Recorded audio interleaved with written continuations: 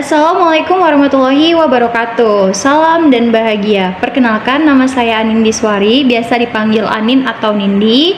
Saya dari UPWJJ UT Medan dengan prodi Ilmu Administrasi Bisnis.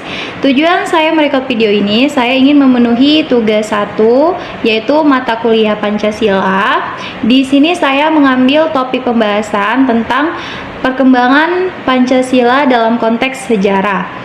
Nah, seperti yang kita ketahui nih teman-teman, bahwasannya Pancasila itu tidak lahir begitu saja. Pancasila lahir dari sebuah proses yang panjang sejak sidang BPU PKI Piagam Jakarta dan pengesahan pembukaan Undang-Undang Dasar 1945. Sebagai generasi muda atau sebagai masyarakat Indonesia, pentingnya kita mengetahui peristiwa atau sejarah perjalanan Pancasila sebagai landasan bangsa Indonesia, supaya kita bisa lebih menghargai, bisa lebih memahami, serta bisa mengimplementasikan nilai-nilai Pancasila dalam kehidupan sehari-hari. Peristiwa pertama pada awal kemerdekaan yaitu pada tahun 1945 sampai 1949. Penerapan Pancasila sudah bisa menjadi pedoman bangsa Indonesia melalui pembukaan Undang-Undang Dasar 1945.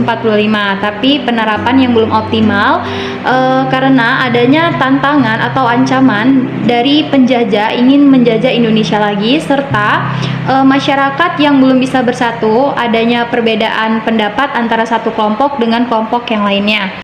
Peristiwa kedua pada masa Republik Indonesia Serikat atau biasa kita singkat RIS, ini pada tahun 1949 sampai 1950, di mana pada masa ini lahir sebuah sistem yang dinamakan sistem federal akibat konvensi dari meja bundar. Dari sistem federal ini menimbulkan masalah yaitu perpecahan antar negara bagian. Lanjut, di peristiwa ketiga itu pada masa demokrasi kepemimpinan. Nah, pada masa ini Pancasila sudah kembali lagi seperti pembukaan Undang-Undang Dasar 1945 dan dipimpin langsung oleh Bapak Insinyur Soekarno. Tetapi pada masa ini Pancasila disalahgunakan sebagai alat untuk mendukung Soekarno dan lahirnya sebuah ideologi baru, yaitu komunisme. Dari ideologi komunisme ini terjadilah tragedi 1965. Lanjut, setelah demokrasi kepemimpinan masuk ke masa Orde Baru, ini masa yang sangat panjang karena pada masa ini yang menjabat adalah Bapak Soeharto pada tahun 1966 sampai 1998. Nah, di sini Pancasila sangat ditekankan semua organisasi itu harus berlandaskan nilai-nilai luhur Pancasila atau bisa dibilang P4 asas tunggal.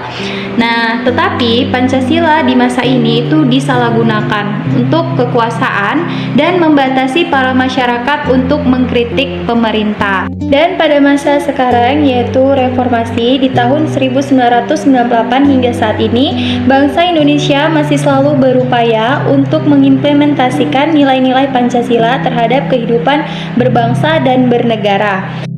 Walaupun pada saat ini bangsa Indonesia dihadapkan sebuah tantangan besar seperti krisis moral, korupsi, dan lemahnya persatuan Indonesia.